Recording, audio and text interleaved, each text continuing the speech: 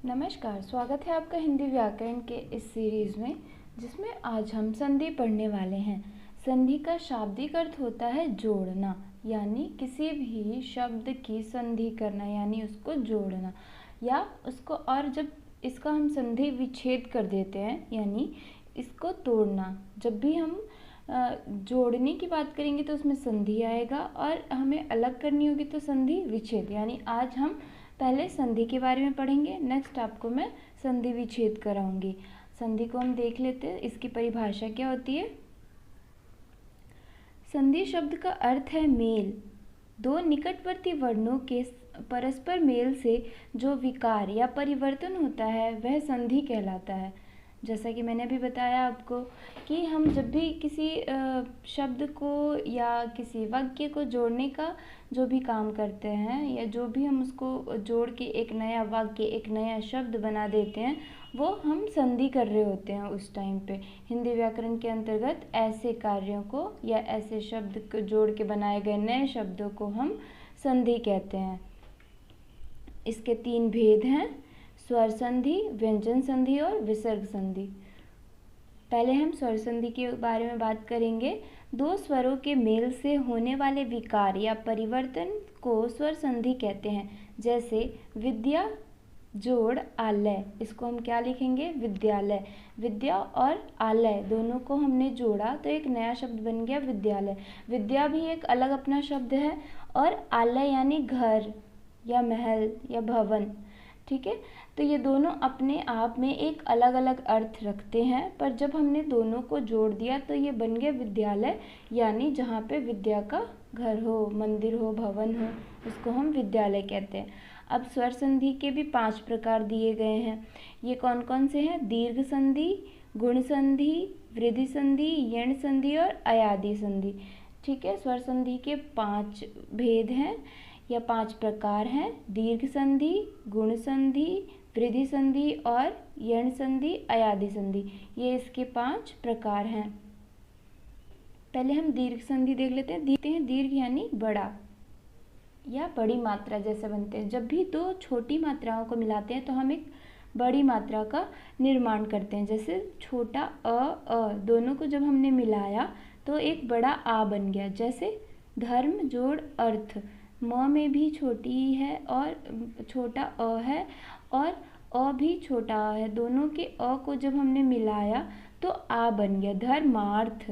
ठीक है, ऐसे हिम जोड़ आलय क्या बन गया? आ को हिम का भी अ जो उसके अंदर निहित है, और आलय का भी अ, दोनों को मिला के हमने बना दिया हिमालय। ऐसे ही आप देख सकते हैं कैसे इनमें ई का भी उदाहरण दिया हुआ है और ऊ का भी, कि ये कैसे निर्माण इनका होता है, आप देख सकते हैं। अब हम पढ़ेंगे गुण संधि। गुण संधि में क्या है? इसमें अ आ के आगे ई हो जाता है। जैसे अ और ई दो हमने जोड़े छोटे मात्राओं को तो एक ए का निर्माण हुआ है। वैसे ही आप देख सकते हैं जिसमें हम अ और री जोड़ेंगे तो अर का निर्माण हुआ है। इसमें हम देख सकते हैं इनके सारे उदाहरण भी दिए गए हैं। जैसे नर जोड़ इंद्र क्या बन गया? नरेंद्र। यानी इसमें नर और इंद्र दोनों अलग अलग शब्द हैं। इसमें अ की और छोटी ई की दोनों की मात्राएं मिलाया हमने तो हमें ए का निर्माण किया और ये बन गया शब्द नरेंद्र। वृद्धि संधि क्या होता है? इसमें हम क्या जोड़ते हैं? एक इसमें छोटा अ, कोई भी एक छोटी मात्रा और कोई भी एक बड़ी मात्रा, दोनों मात्राएं होंगी तो एक तीसरा मात्रा बड़ा ही निकलेगा। ठीक है, जैसे देख सकते हैं आप अ और ए मिलके क्या बना रहे हैं? ए। इनके शब्द देख लेते हैं। महाजोड़ ऐश्वर्य क्या बन गया? महाश्वर्य, महाऐश्वर्य। जैसे महाजोड़ औषधि क्या बन गया? महाऔषधि। यण संधि देख लेते हैं। ये ई के आगे कोई भी विजातीय या असमान स्वर होते हैं तो उसको हम य लगा देते हैं। समझ आया आपको? कोई भी जैसे दो समान मात्राएं हो, छोटी ई और बड़ी ई जैसे ले लेते हैं हम, उसकी जगह अगर कोई भी एक अलग नया मात्रा हो या अलग शब्द हो तो उसकी जगह हम य लगा देते हैं। जैसे अनु जोड़ अय यानी क्या बन गया, अन्वय। ठीक है, ऐसे ही आप और भी उदाहरण देख सकते हैं जिससे आपको समझने में मदद मिलेगी। अयादेय संधि देखते हैं। इसमें ए और ओ से परे किसी भी स्वर के होने पर क्रमशः अय या आय का अव हो जाता है। इसे हम देख लेते हैं। जैसे ए और अ दोनों का मिलके अय बन गया, और इसके शब्द देख लेते हैं, अन्न जोड़ नयन।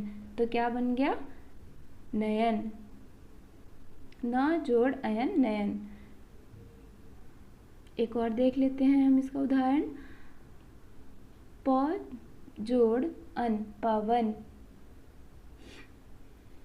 व्यंजन यानी जिसमें हम व्यंजनों का जोड़ करते हैं। जैसे अभी हमने स्वरों को जोड़ा, वैसे इसमें व्यंजनों का जोड़ बताया जाता है। जैसे त और भ हो तो त और भ हो तो तद्भ हो जाता है। जैसे मैं बता देती हूँ आपको एक उदाहरण पढ़ के। जैसे क ग, ठीक, क और ग मिलके क्या बन गया, आधा ग। जैसे दिक जोड़ गज, दिग्गज। ठीक है, ये और उदाहरण दिए हुए हैं जिनको आप पढ़ के समझ सकते हैं। विसर्ग संधि देख लेते हैं। जिसमें भी विसर्ग लगा हो वो विसर्ग संधि कहलाता है। ठीक है, विसर्ग के बाद स्वर या व्यंजन आने पर विसर्ग संधि को उसे विसर्ग संधि कहते हैं। जैसे मन जोड़ अनुकूल, मनोकूल। अब जब भी विसर्ग होगा तो उसमें मात्रा बड़ी हो जाएगी और विसर्ग हट जाएगा। जैसे मन जोड़ अनुकूल, मनोकूल। अध जोड़ गति, अधोगति। मात्रा देख रहे हैं ना, बड़ा हो जा रहा है, अ की मात्रा हो जा रहा है। दोनों मिला के, दोनों स्वरों को या व्यंजनों को, दोनों को जब हम मिला रहे हैं तो उसका मात्रा बड़ा हो जा रहा है। जैसे ओ पर विसर्ग और विसर्ग हट जा रहा है। ठीक है, आप और उदाहरणों से समझ सकते हैं।